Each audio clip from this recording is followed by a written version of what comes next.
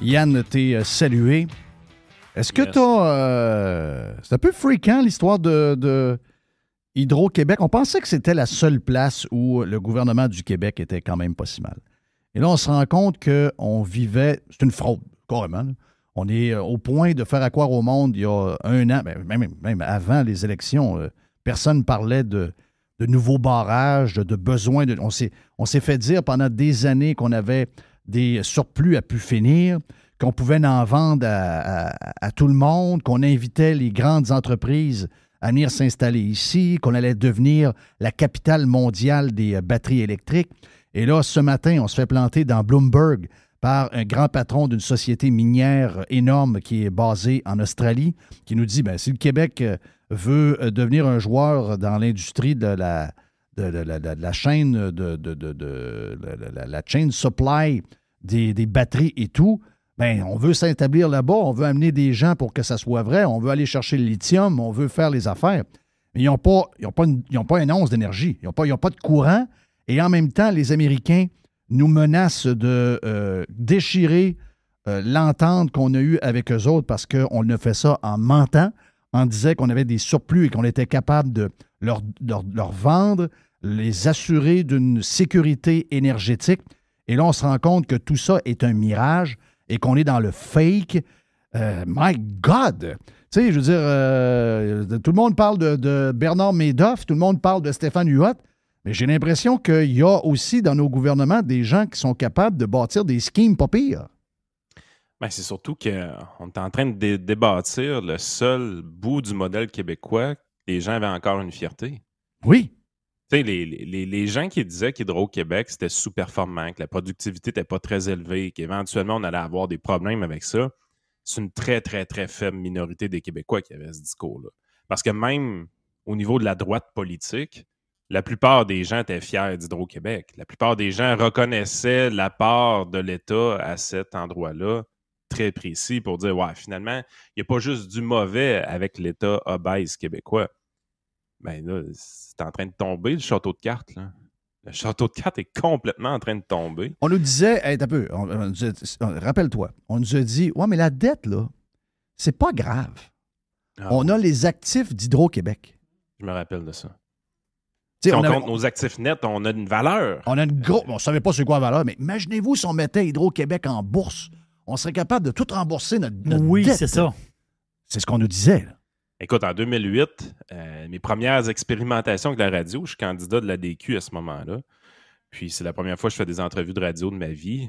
Le gars qui faisait une entrevue à Ciel FM à Rivière-du-Loup dans le temps, Daniel Saint-Pierre, il était contre l'idée qu'on avait de mettre Hydro-Québec en bourse, la DQ. On voulait mettre 10% des actions d'Hydro-Québec en bourse. Puis je m'étais trouvé pas pire. À la fin de l'entrevue, je l'avais convaincu qu'il en voulait dans son fonds de retraite. Ça donnerait des bons dividendes. Je refais la même entrevue en 2023, puis je suis pas sûr que je suis capable de le convaincre. Non. Moi, même que si t'es conseiller, tu dis touche pas à ça. Parce qu'on ne sait pas vraiment ce qu'il y a en arrière de ça. Là. Ça se peut que tout le front, ça paraît beau, mais en arrière, c'est complètement le vide. Ah, carrément. Écoute, c'est une compagnie qui a été vampirisée par son actionnaire.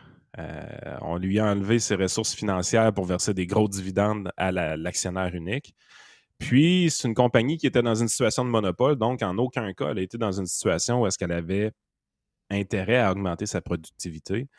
Et c'est une vieille compagnie, donc ça fait longtemps qu'elle est dans cette situation-là. Donc, en plus d'avoir été vampirisée par son actionnaire principal, elle s'est mise dans une position d'inefficacité la plus totale. Fait que, tu sais, quand tu regardes le setup d'Hydro-Québec, à la limite, on ne peut même pas être surpris quand on y pense.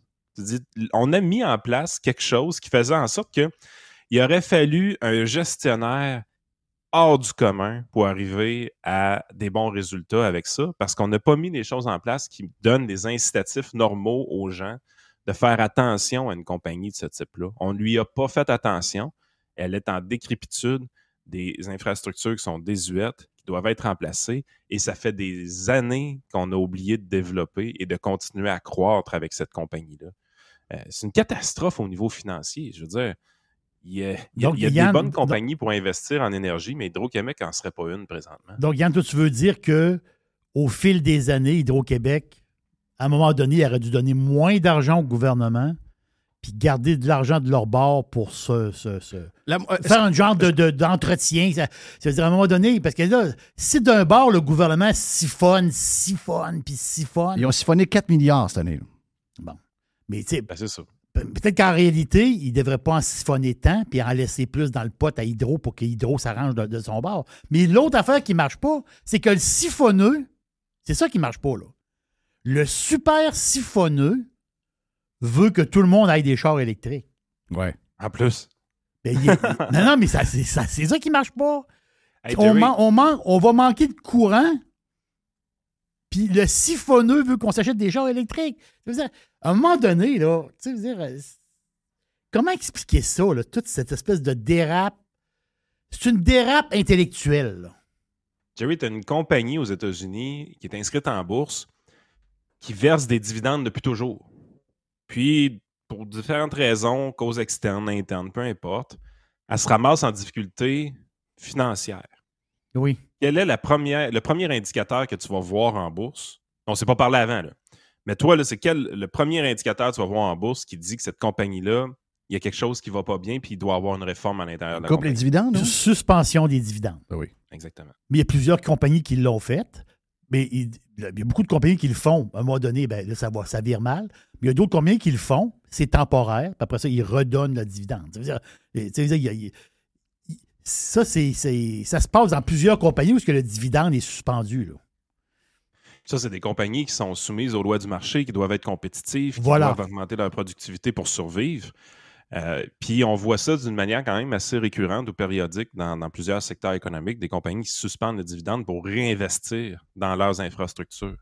Que ce soit des infrastructures web ou physiques, peu importe. À un moment donné, tu dis, écoute, là, on n'est pas en position de donner du dividende. C'est le temps de rénover notre parc immobilier. C'est le temps de prendre de l'expansion avec notre parc immobilier. Il y a des limites à toujours emprunter de l'argent. À un moment donné, il faut qu'on se serve de notre profitabilité pour investir. Tu sais, on a un vampire comme actionnaire, puis en plus de ça, c'est du copinage qui amène. Tu sais, je veux dire, on n'élit pas les présidents d'Hydro-Québec en fonction de leur niveau de compétence, on les met là en fonction de leur niveau de... Ben, ça ne sera pas un homme hétéro-blanc, là. Ça, je peux te le dire. Même si c'est lui le meilleur dans les entrevues, dans les 10 candidats qui prennent, si le gars, c'est un bonhomme de 60 ans, il a de l'expérience, il a fait le tour de plusieurs grosses compagnies, puis c'est lui qui mène et de loin. Je suis désolé pour lui, il n'y aura pas de job, là. Non, à cette heure, on met les gens en place en fonction de leur indice de virtuosité. C'est ça. Ben, regarde, même la Caisse de dépôt. S'en va là. La Caisse de dépôt, c'est dans le soleil, je pense, d'hier. La Caisse de dépôt va augmenter ses investissements verts et va se débarrasser de ses investissements pétroliers. Ça continue, là, je veux dire. Ah non, regarde. Puis, je suis certain, là, on va faire un sondage, puis là, léger marketing, on va faire un sondage. Les Québécois sont pour que la Caisse de dépôt fasse uniquement des placements green.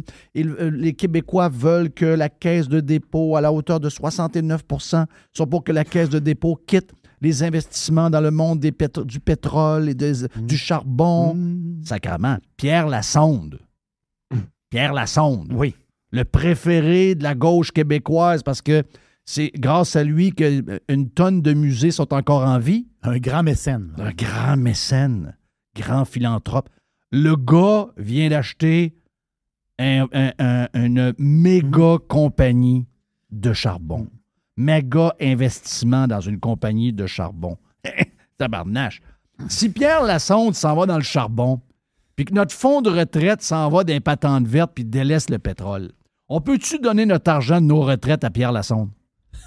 Mais le pire dans tout ça, c'est qu'on ne dit pas l'histoire complète aux Québécois. Quand on lui pose, le Québécois moyen, la question « Est-ce que tu veux plus de placements verts chez la Caisse de dépôt et placement du Québec? » Puis tu arrêtes ta question là. Il y a des grosses chances qu'ils te disent oui. Par contre, si tu lui poses la vraie question, advenant le cas que la Caisse de dépôt et de placement du Québec fait des placements green désormais et on sort le pétrole, accepteriez-vous d'avoir un rendement du portefeuille de 0,2 ou 0,3 % de moins par année? Moi, ce qui me fait rire, c'est quand on dit cet argument-là... Au lieu d'avoir 440$ par mois de la RRQ quand tu auras ta retraite, tu vas avoir 421. Est-ce que tu es pour ou contre? On va finir là. Ça change la game. Ça finit direct là. Puis le pire, c'est que quand on dit cet argument-là, les gens ils disent c'est pas vrai que tu fais moins de rendement avec des placements en vert, c'est plus payant, l'avenir est là. C'est totalement fallacieux comme argumentation. Parce que dites-vous une affaire, un gestionnaire de portefeuille, sa job, c'est de faire le plus gros rendement possible en fonction du niveau de risque qu'on lui demande. Donc, si c'était déjà l'endroit à être des placements green, il y serait déjà. Tu n'as pas besoin de lui mettre des menottes ou de l'empêcher d'aller dans le pétrole pour qu'il fasse des placements green. C'est le meilleur placement disponible sur le marché. Donc, si tu es obligé de mettre des contraintes à un excellent gestionnaire de portefeuille... Si tu le forces à y aller, c'est clair que c'est parce que c'est pas là qu'il veut être. Ben, exactement. Parce qu'il serait déjà là. Donc, forcément, dans le meilleur des mondes, l'impact de forcer le gestionnaire à être green, ça aura un impact nul. Dans le meilleur des mondes. Ça n'aura certainement pas un impact positif. Mais la grande probabilité, les mathématiques, ce qu'ils nous disent, c'est que ça risque d'avoir un impact légèrement négatif.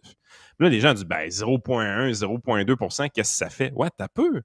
Les placements comme la RRQ, à la Caisse de dépôt et de placement du Québec ou du REGOP, les employés de l'État, leur retraite, c'est des placements qui sont faits pour les 50, 60 prochaines années.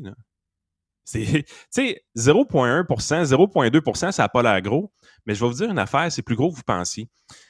Te rappelles-tu le reportage sur l'immigration du Journal du Québec de la fin de semaine passée? Oui. Ils ont essayé de lever quelque chose, ça n'a pas levé. Là. 100 millions de personnes au Canada en 2100. Je crois pas ça. Écoute, Jeff, je le crois. Sais-tu pourquoi? Sais-tu quel taux de croissance de la population ça implique? 100 millions de personnes en 2100? 1,2 % par année. OK, c'est pas pire. Les gens ont oublié de faire le calcul. Ouais. La réalité, c'est qu'on vous dit combien il va y avoir de gens au Canada dans 77 ans. Puis quand tu fouilles même un petit peu, tu prends le taux de croissance de la population passée et tu compares ça au taux de croissance de la population future. On est à la même place? Présentement, au rythme où est-ce que l'immigration allait déjà, donc avant que Trudeau avance l'idée d'aller un peu plus vite en immigration, on allait se rendre à l'objectif de 100 millions de Canadiens en l'an 2120. Grosso modo, ce que le Parti libéral a fait en voulant accélérer le rythme, autrement dit, dans sa grande planification, c'est de déplacer l'objectif de 20 ans environ. Mais on va être 100 millions de Canadiens. C'est inévitable. Parce que 1 % par année de croissance on va perdre notre français. Ah, check, c'est tellement J'aime ridicule. pas ça et ça. Mais l'idée, c'est de vous montrer comment c'est difficile présentement de concevoir qu'on va avoir 100 millions de personnes au Canada, alors qu'en réalité, c'est juste 1 % de plus par année pendant 77 ans. Mais ces placements-là qui sont faits au niveau de la RRQ, qui sont faits au niveau du REGOP, c'est des placements qui sont faits pour des quantités de temps sensiblement pareilles. 1 % par année, c'est-tu important, Jeff? Oui, pas mal. Je pense que c'est important. C'est la différence entre avoir un actif de retraite qui passe du simple au triple. Ben oui, c'est très gros, 1 %. C'est énorme. Là. Hey, justement, parlant de pourcentage, on a eu une discussion ce matin. On a vu les nouvelles sur Stéphane Huot, qui... deux affaires. Sa deuxième ex-femme qui saisit des terrains qu'il a puis qui a essayé de flipper à des gars à qui il devait de l'argent. En tout cas, regarde, on va dire de quoi. Il est assez perdu, notre homme. Et l'autre affaire, c'est que la compagnie de patente de distribution, là, les grosses bâtisses, ça arrive sud de Québec, il vient de se sortir de là. Donc ça, c'est la nouvelle qui est sortie ce matin. Donc il y a quasiment une nouvelle par jour sur ce scandale financier-là. Et on jasait avec Carlos de Punisher puis Jerry. Puis je comprends. Moi, je connais plein de monde qui sont impliqués dans cette histoire-là. Puis c'est beaucoup de, tu sais, des fois, de gens intelligents. Est-ce qu'ils ont besoin de ce rendement-là vraiment pour changer leur vie? Pas vraiment. Je veux dire, ils sont déjà... Mais il y en a dedans. Là. Ça, c'est... Tu sais, moi, que quelqu'un qui est 100 millions, qu'on lui dise, si tu mets 5 millions, tu vas avoir un rendement avec ce gars-là de 14 %. Le gars, peut-être qu'il ne croit pas, mais il dit, gars, 5 millions-là, si c'est pas vrai, puis je le perds, ça ne change pas ma vie. Mais si quelqu'un a gagné et travaillé fort toute sa vie, investi dans des fonds avec toi, avec quelqu'un d'autre, avec sa banque, il a développé sa PME, il a réussi à la vendre une coupe de 100 000, il ramasse 4 millions d'actifs pour sa retraite.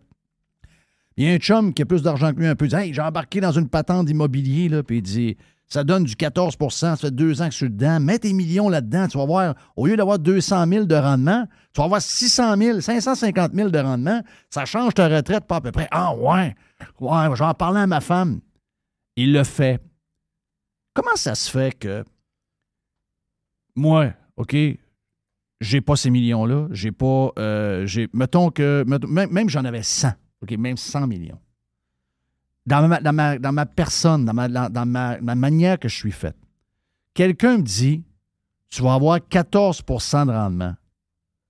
Puis j'ai dit, mais voyons, c'est sûr que ça marche pas. Là. Comment ça se fait qu'un paquet de gens très intelligents, beaucoup plus intelligents, dans ton bag, beaucoup plus intelligents que moi, que des gars que je connais, là, ils se font promettre 12, 13, 14 et ils embarquent. Qu'est-ce qui se passe dans la chimie en haut pour que ce genre de patente-là fonctionne? Souvent, tu as une démonstration du passé, dans le sens que tu es capable de prouver que dans le passé, il y a des gens dans ta clientèle ou dans ton setup financier ou dans ton scheme qui ont eu ce 13 ou 14 %-là. Donc, les gens ont le défaut de projeter ce type de rendement-là dans le temps. Moi, c'est quelque chose que je fais vraiment beaucoup attention. Écoute, les marchés financiers vont quand même bien depuis 2008-2009, là, on s'entend. Il y a des produits d'investissement présentement qui ont des rendements. En fait, c'est apparu en 2018-2019. Quand tu regardais les rendements 10 ans des portefeuilles, tu avais des rendements 10 ans de certains portefeuilles qui affichaient du 10 ou du 11 % annuel. La première chose que je faisais avec les clients, c'est de dire ça, c'est pas la réalité. Il ne faut pas que tu aies comme attente d'avoir du 10 % annuel dans le futur. Avec un produit comme ça, tu dois plus t'attendre à quelque chose autour de 7 %. Et c'est full risqué, c'est rempli d'actions, ce type de produit-là.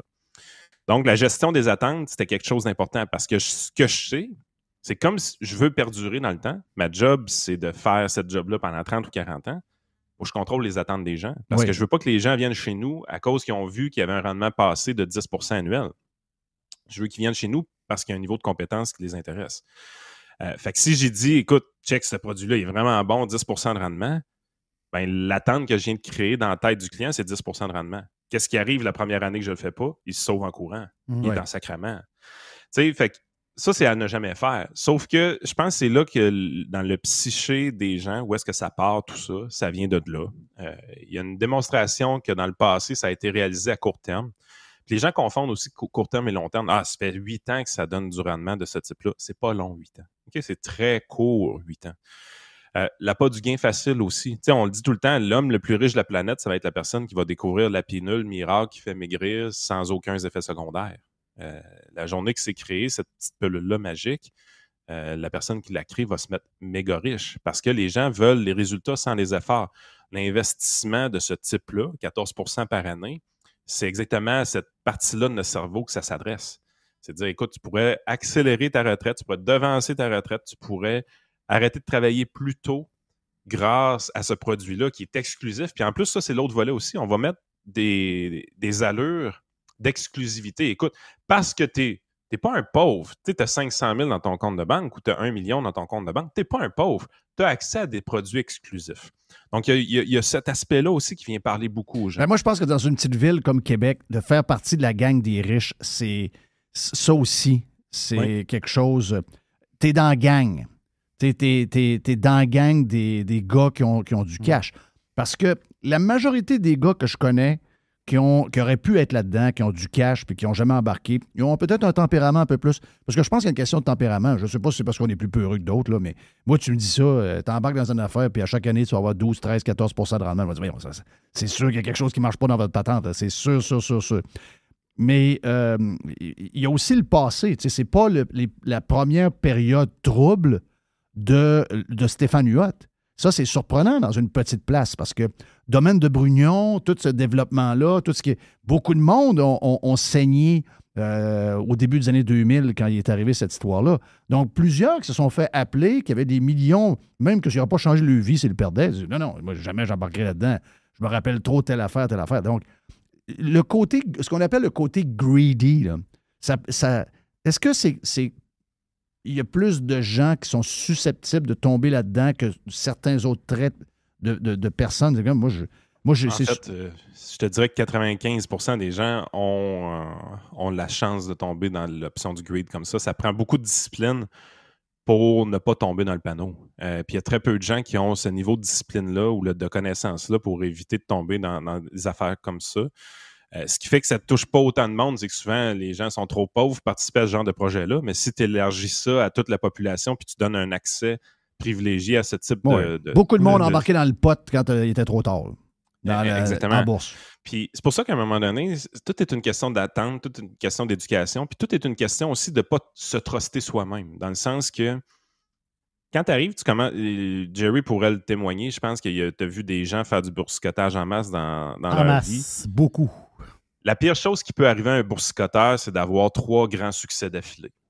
Donc, qu'est-ce que je veux dire par là? Tu investis dans un titre, il double en dedans de 2 semaines, tu prends tes billes, tu réinvestis dans ton titre, dans un autre titre après. Encore là, un gros coup de circuit, il fait plus 40 dans 3-4 semaines. Et une 3e fois, tu réinvestis la même chose. Là, maintenant, lui, il connaît ça. Puis tu es rendu ce qu'on appelle le syndrome de Dieu qui embarque. C'est ça. Mais ça arrive souvent. Ça arrive souvent quand quelqu'un se trouve un compte de trading. Là. Ça arrive souvent dans les premières années. Première année, 2e année, 3e année. Là, ils font 2-3 bonnes patentes. Là, il y a une espèce d'assurance. Justement, il y a une assurance qui se place. Là. Puis là, après ça, ils commencent à y aller avec des plus pesants. Là, ils ont comme une espèce d'assurance. Là, ils vont plus pesants, mais en réalité, ils n'ont pas les moyens d'y aller si pesants. C'est là que l'endettement embarque aussi. Voilà. On va aller endetter pour investir ou des choses comme ça. Et parfois même... dans l'histoire de UHOT, il y a des gens qui ont été chercher... Quand ils ont vu qu'il y avait un rendement, mettons, il y avait juste 1 million à mettre, 2 millions avec un gars, mettons, comme intermédiaire.